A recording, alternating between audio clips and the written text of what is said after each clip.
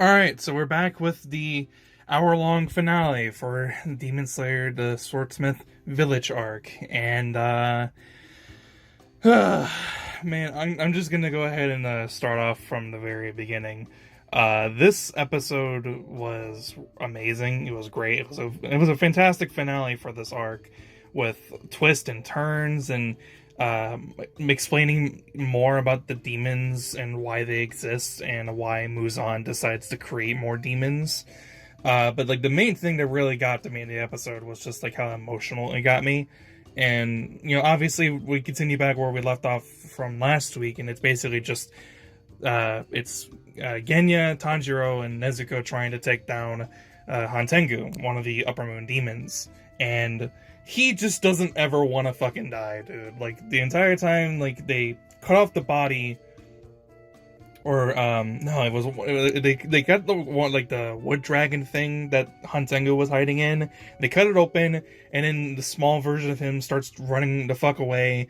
And then they're trying to go after him. Tanjiro does this really cool moment where he remembers a conversation he has with Zenitsu about thunder breathing and how it works, and how total concentration really actually is. Like having like a full, like basically having the full being fully aware of like every fiber and muscle in your body, and flowing your breathing throughout every single part of your body, through your veins, through your muscles, through your bones, everything pretty much.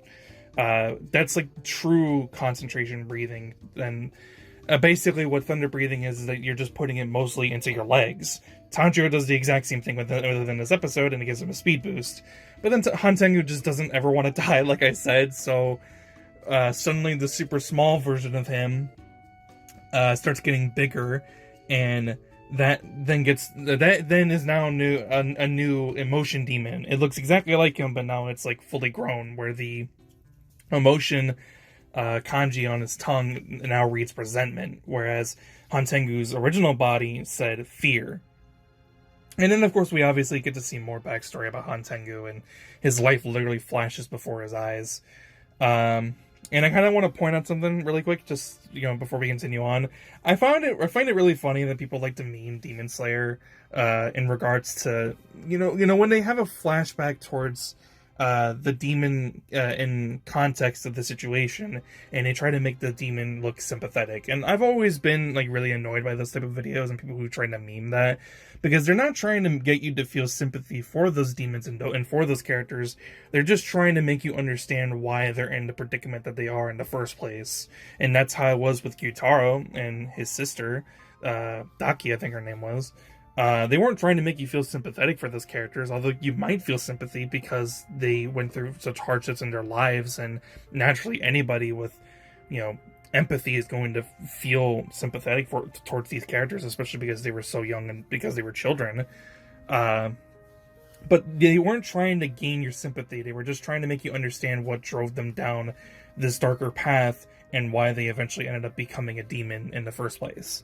They did the exact same thing with Hantengu. So obviously, Tanjiro cuts off the head of the resentment emotion demon that Hantengu creates, but the sun is about to come up. And this is where I start getting really fucking emotional within the episode, because the sun is coming up and Nezuko doesn't have anywhere to hide from the sun. So she's about to be fully exposed within the sun, but then she's trying to warn Tanjiro that, hey, the demon's not dead yet, you need to go deal with it.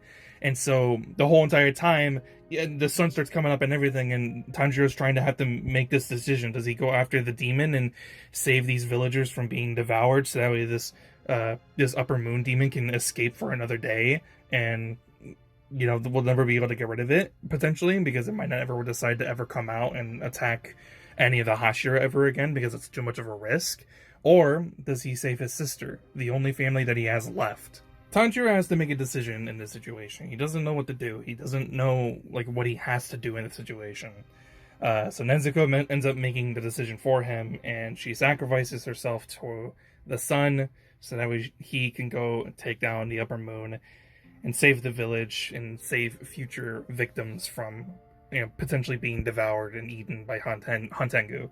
And then they have this fucking flashback montage of previous episodes of the previous seasons with Nezuko and her being really cute and all this other stuff, and like it really got to me. And like a lot of moments that have to involve Tanjiro and his family and having to make decisions based on whether or not he wants his family to like survive and live and thrive, or if he has to do the right thing and save people who need to be saving, even if it means he has to suffer.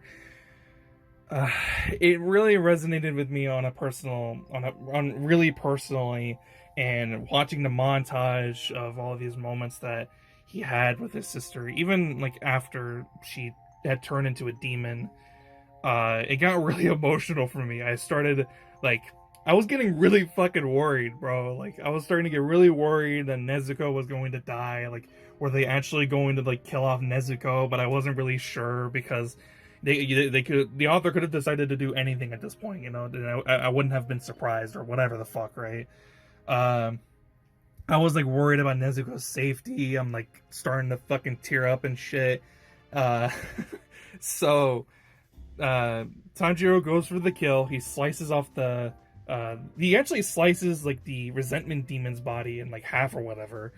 And then he gets to the heart, which is where the actual like body of Hantengu is hiding at.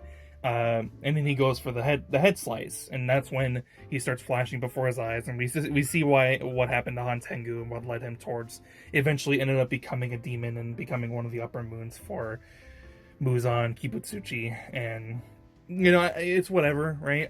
I also kind of like I mentioned it before, like trying to gain sympathy by showing flashbacks of these demons, and it's just like in this episode they flat out like show that Tanjiro doesn't have time to show like sympathy and empathy for a demon who's committed such atrocities. Even before he became a demon, he had been lying, stealing, and killing people before he had even like met Muzan and had become a demon. So he wasn't someone who needed deserving of sympathy and respect even after they were about to go into the afterlife. Tanjiro goes for the kill though with the sword that was from the Yoriichi training dummy. It was actually there. Hantengu was still trying to forge it and make it better. That's the sword he actually ends up using to take down Hantengu, and that's pretty much it. I think immediately after, no, not afterwards. It's after it's then revealed that Nezuko is okay, right? Nezuko is okay. She's actually able to stand fully within the sunlight, and she's not burning up or anything. She's not about to like disappear into ashes or whatever. She's perfectly able to stand within the sun, and she's fine, and she's actually able to like start talking more. And I'll actually go ahead and fast forward a little bit. So obviously Tanjiro is still trying to get blood from demons who have higher concentrations of Muzan's blood, so that way they can try to figure out how to save people from when they save people who had turned into demons. And they actually make a reference to a guy that Tanjiro had saw actively become a demon by Muzan back in season 1, which I thought was really interesting, because Tamayo actually used some of Nezuko's blood to pretty much turn him back to normal, and he was able to get his sense of self back. That was the way that she described him. And the way that she describes it is that Nezuko, for some reason, hasn't been able to do that, despite the fact that she has very unique blood and she's a very unique demon. Because so far she's the only demon in the entire existence in like 1,000 years of Muzan creating more and more demons. Nezuko is the first and only one to actually be able to resist the sunlight. She's actually able to stand in the sun and be perfectly okay. So it's very strange that Nezuko isn't actually able to, be herself, be her normal self before she became a demon and got these demon-related powers. But then she speculates that there's probably something more to that, and there's probably something much more important than her regaining herself, and that she's possibly going to, in the near future, conquer the sun, whatever that means. And speaking of Muzan creating demons for over 1,000 years, we actually get to see more context as to why Muzan was actually doing that in the first place. Randomly, like 1,000 years ago, before he started fully becoming a demon, he actually had this doctor guy who was using like this spider lily, this blue spider lily, to give him as medicine to be able to subside the effects of him becoming a demon, the demonification, I guess you can call it. And He ended up killing the doctor who was administering this medicine to him. And then all of a sudden afterwards, Muzan was starting to get much more powerful. He was starting to crave more flesh and blood from humans. And for hundreds of years, he started devouring more and more people. But he knew that the only thing that would stop him was the sun. He literally could just not go out in the sun and do what he wanted to do, which was just kill people and be the strongest person in the entirety of Japan, in the entirety of the world, pretty much. And pretty much for the next 1,000 years, he created more and more demons to hope and see that eventually there would be a demon that would either resist the sun, or they would find him the blue spider lily that he had been searching for, because the only one who actually knew of that was the doctor that he had killed at the very beginning when he started becoming a demon. So for the next 1,000 years, he had started searching for it. But now Nezuko is the first demon to actually be able to resist the sun. So now the race becomes Tanjiro looking for Muzan to take him down and use his blood to help potentially turn Nezuko back to normal, to potentially now having to keep him away from Nezuko so that way Muzan doesn't end up becoming all powerful. Because as soon as he's able to devour pretty much anything or all of Nezuko, he's going to be unstoppable. He's going to be able to go out in the sun where the other demon slayers and the Hashira are, because they can only go out at night. He's going to be the most unstoppable force that anyone has ever met in terms of a demon. And now he doesn't actually have to end up creating more demons, because there's no reason for that anymore, which I also found very interesting. But yeah, like that's just kind of like what the whole episode was about. We actually finally get to see Hantengu get taken down. Tanjiro was the one who ended up getting the kill. So I think that actually now potentially means that he's going to end up becoming a Hashira, because the only way to end up becoming a Hashira is you get 50 total demon kills, or you end up taking down one of the 12 Kizuki.